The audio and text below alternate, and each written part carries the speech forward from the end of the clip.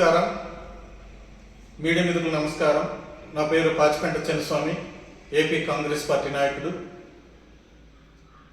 మొన్నటిది 27వ తేదీన ఆంధ్రప్రదేశ్ గౌరవ శాసన స్పీకర్ గారు చింతకల ఆనపాత్రుడు గారు గిరిజనులు మనోభావాలు దెబ్బతీసే విధంగా వ్యాఖ్యలు చేయడం సరికాదు.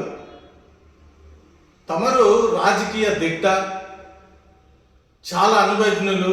అయితే ఒక హుందాతనం, ఒక స్పీకర్ అంటే చాలా వేలు అయినటువంటి పోస్టులో ఉండి మీరు ఈ వ్యాఖ్యలు 1/70 చట్టాన్ని సవరించాలి, అక్కడ హోటళ్ళు కట్టాలి, టూరిజం హబ్బు కట్టాలి అంటే అది సరికాదు సార్.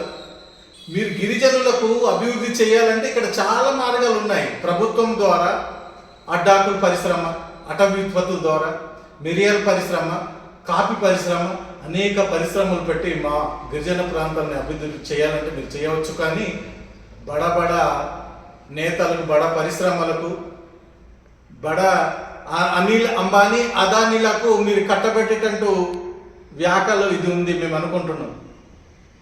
ఇక్కడ ఉన్నటువంటి పరిశ్రమలు దోచిపెట్టడానికే ఈ వ్యాఖ్యలు చేశారని మేము భావిస్తున్నాం. అనంతగిరి మండలంలో హైడ్రోపవర్ ప్రాజెక్ట్, అరకువేలిలో దాపుగూడ మైనింగ్ కానీ, చింతపల్లిలో హైడ్రోపవర్ ప్రాజెక్ట్ కానీ, ఇవి అన్నీ మీరు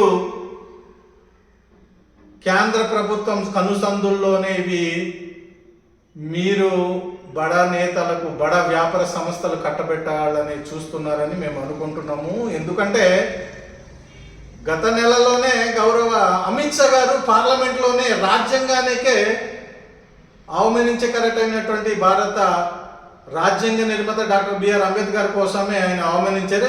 అదే రీతిలో మీరు మన గిరిజన హక్కుల చట్టాలని మీరు అవమానించడం చాలా దురదృష్టకరం.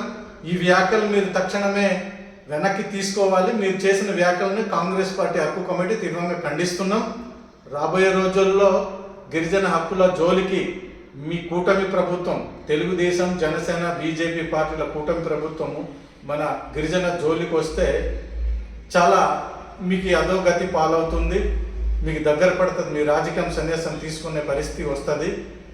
గిరిజనులు యువతకు ఇక్కడ ఉద్యోగ అవకాశాలు కల్పించాలంటే ఐటీడీలో 64 శాఖలు ఉన్నాయండి.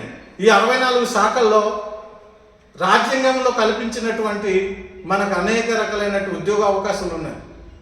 చదువుకున్న నిరుద్యోగులు ఖాళీగా ఉన్నారు, ట్రైకర్ ఉన్నారు, అనేక రకాలైనటువంటి కుటీర పరిశ్రమ శిక్షణలు, అనేక రకాలైనటువంటి మార్గాల్లో చూపి మాకు అభివృద్ధి చూపవచ్చు.